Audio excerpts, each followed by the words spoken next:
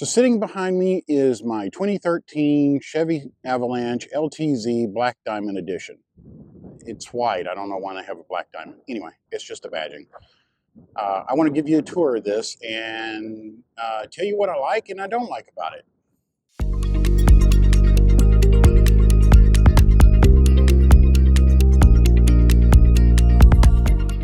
So yeah, this is my 2013 Chevy Avalanche. I've always liked these trucks. I like the looks. I like the functionality. When I was ready to buy a truck and why I bought a truck, I'll get into that later. Um, I really wanted an Avalanche. That's what I really wanted, and that's what we found. There's a reason we got this, and there's a reason we got it so cheap. So the Avalanche started production in 2006 and went to 2013. This is the last year, and they came out with a special edition called the Black Diamond. And basically, what you got is a badging. You got a book with it, and kind of documenting the Avalanche. Unfortunately, this truck did not come with the book. I'd still like to get one, so it's not based off the regular truck platform. It's based off of the suburban Tahoe platform. So it has a lot of the same, body lines and everything, but it does give you some extra features. One, you get the sails right here. Kind of makes it look cooler, more a little aerodynamic. You get these saddlebags right here on both sides. These are so cool, really deep. You can store a lot of stuff in here. And you get the tonneau cover. Pardon the stuff. We're about to take some stuff to Goodwill. And you get the tonneau cover, so it seals it pretty good. Few little leaks here or there, but not like it's pouring all the way in. You get a full size, back seat, really big, roomy. And the interior, of course, is good. Really, the front is really good. And this one came with the 5.3 liter V8, and yeah, it runs really good. So back in February, we were looking for a truck. We were getting ready to move, and I wanted something I could throw something in there and not have to worry about it. So I was looking for a cheap truck, something around $4, $5, $6,000. And I kept coming over to the Avalanches. Like I said, I've always liked the looks, and so I found a couple. I found this one. He was asking, I think, $5,000 for it, and it, had some rust, and I'll show you the rust here in a few minutes. And I made him an offer of $4,500. He took it, and so we've been using it since February. And you saw in my last video that I sold the Tesla, I sold my Model S, and I've been driving this around for several months. And overall, I really like it. The gas mileage was a shock because it gets about 16 miles to the gallon. I've taken some good long road trips with it, and no problems. Like I said, we bought it for $4,500. Of course, it had rust in it, and I think we bought it in like the coldest day of the year here in the Austin area. It was like 22 degrees. The AC was stuck on cold. The AC worked, that's for sure, but we couldn't get it to switch. So we had the AC problem. We had a check engine problem. We had a airbag light, and so which we all knew. That's fine. I mean, it was going to be a kind of a down and dirty truck, and so we went ahead and bought it. And first thing we thought was the blend actuator doors on the AC were stuck, so we bought some blend doors and changed those out. That didn't work. So we're like, okay, well, maybe the controller is not working. So we went ahead and bought the controller. Bought a used one off of eBay, changed it out, still no change. Um, we bought uh, a, a, a good code reader to read all the body control modules and everything. And we noticed that it wasn't communicating with the blend doors. And we had done the reset, pull the plug, pull the fuse, you know. But Ethan started looking into it and noticed that there was two fuses for the AC. And so he pulled that one, pulled the second one, and it was blown. So changed that one out. The check engine light was due to O2 sensors. We changed the O2 sensors, no change. Um, while he was in there and checking the AC controller fuse, he checked that one. It was blown.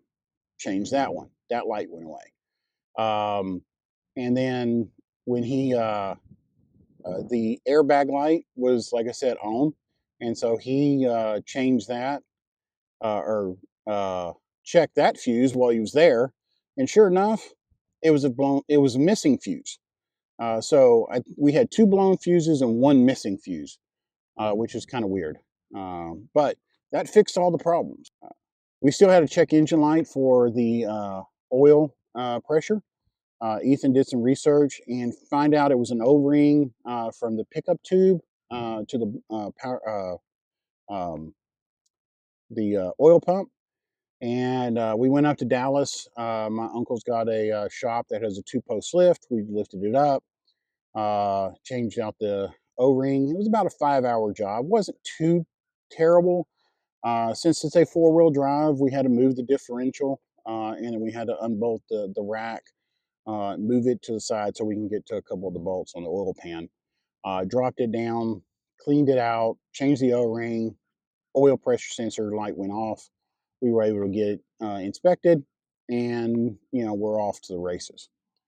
So the only other sensor we've got right now is the suspension, and due to the code reader, it's saying the left sensor is just not working. So um, you know, we'll change it maybe.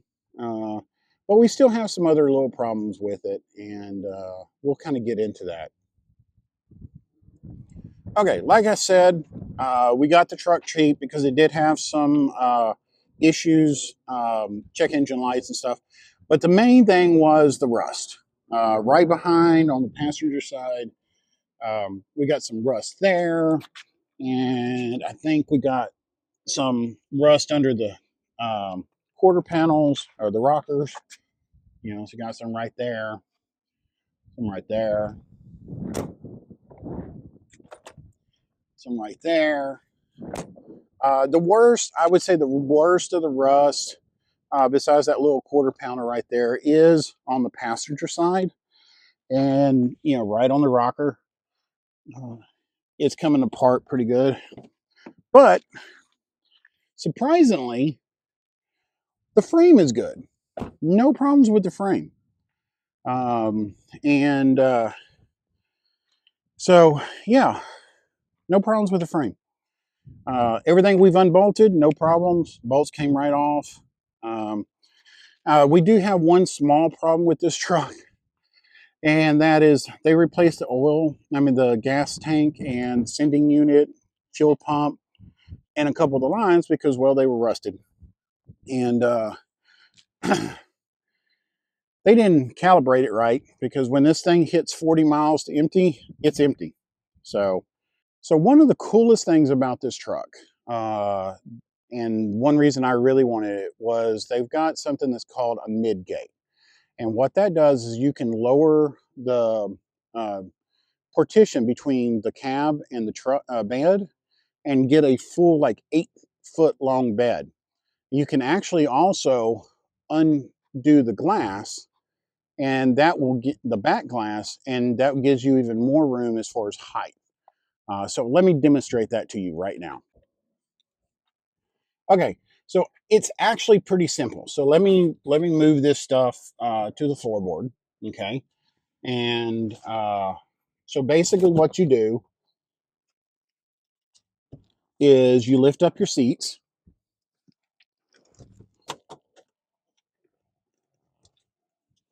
Okay, so you lift up the seats on both sides. Okay, you lower these seats down. Now, you might have to move this seat up to get this one all the way up. So let's go ahead and do that. So we're going to lower that down. Okay, let me jump on the other side. Let's see if I can get this one. Yeah, still going to have to move that seat up. It actually helps if you have nothing in the floorboard. So we're going to move this one up, that one down. Okay, and then we're going to pop that down. And you've got all this space all the way to the bed. Now, like I said, you can take the glass out, and you got to do that first. So we're going to raise this back up, okay? And there's little handles up here on both sides.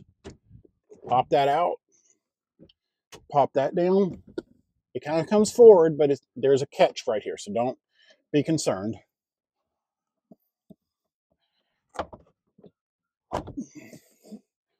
So move that catch.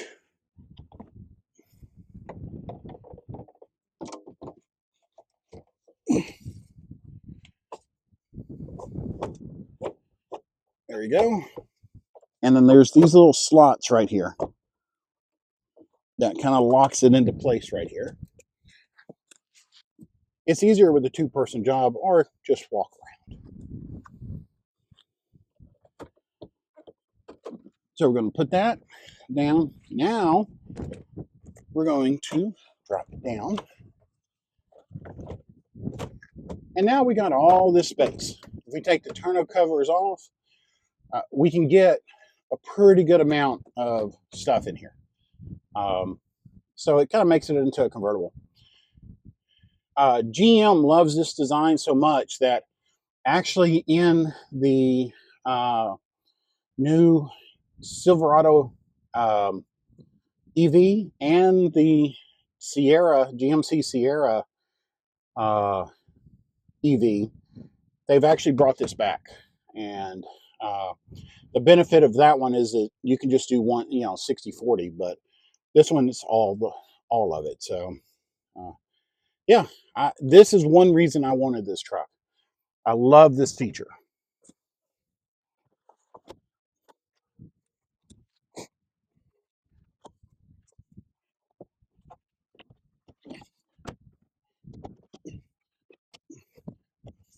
Yep. What's this? You can close that. That easy. Now, like I said, the Black Diamond, they come with the badging, and like I said, it did come with some extra features.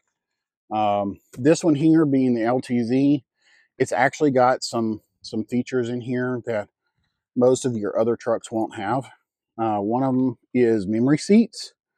Okay, so we got memory seats right here. Of course, one is mine, and moving the seat back is now no problem. It just does it automatically. So let's go ahead and get in it because it's hot.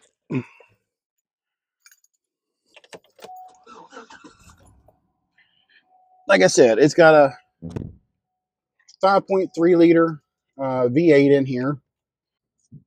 So this one's got 232,000 miles on it. I know you probably can't see that, and right now the only error is the airbag light, and we're trying to diagnose it. So, but like I said, it's got memory seats in here. It's got actually heated and cooled seats in the LTZ. They're right here in the doors, so that way if you're looking at one, you want to make sure it has like the heated and cooled seats. They're right here. Of course, power locks, windows. This one's actually got a heated steering wheel, which is pretty cool. It doesn't work. I don't know why, but we're in Texas, so it's not absolutely necessary. Uh, this one came with Bluetooth and everything, but whoever owned it before me got put an aftermarket Kenwood in here, Apple CarPlay, love it, no problem. It's got dual climate control, automatic climate control. Um, you know, you can adjust the pedals right here, and like I said, this one's a 4x4, so we can do automatic, 4x low, 4x high, automatic headlights, um, and yeah, pretty pretty standard stuff nowadays. You got two big cup holders here, huge compartment down here. You see my drone down there. You can store a lot of stuff in here. Um, and back here we got you know AC and all those controls. Okay, so some of the things I really like about this truck is one, it's a truck. Being in Texas, um, having a truck is always cool. Now I have become that guy. Oh, you got a truck? Can I use it? Can I borrow it? Ethan's got a friend always needing to borrow it. Um, I love the space. It's very spacious in here. You know, we technically can fit 5 people in here with no problem. And the mid gate, the looks, and like I said, it looks very similar to the Silverado EV. Just take a look. I'll put a comparison side by side right here. What I don't like, gas mileage. Coming from a Tesla, um, you know, there is, where I didn't have to pay for gas, and then this one takes about $70 to fill up if I'm close to empty, and that hurts. But the benefit is I can go anywhere. There's gas stations everywhere. My Tesla, I've got to plan ahead, and I got to plan my route out. Again, early adopter, that's fine. We'll get through this. There'll be more charging stations. Uh, but except for that one time, I've never been stranded. Um, you know, there's still some issues to fix with this truck. One of them being the front suspension is pretty squeaky. We're probably going to have to replace the whole front suspension, which isn't hard. I mean, it's a truck. There's plenty of space under there. The biggest problem is that it does have air ride suspension on this truck, and you know, I'm hoping that doesn't have to be replaced because those are expensive and probably not fun to change. Never changed one. So, uh, but yeah, I mean, it's a great truck. Never had, I mean, really never had any problems with it. Never left me stranded. Never had a problem or anything like that. And uh, so, yeah, if you're looking for a good truck that gives you some versatility, um, you know, the Avalanches, again, they stopped producing them in 2013, and good clean models are still running like 10, 13, $15,000. You know, if you can get a truck that maybe has some problems or doesn't look real pretty, this one, you know.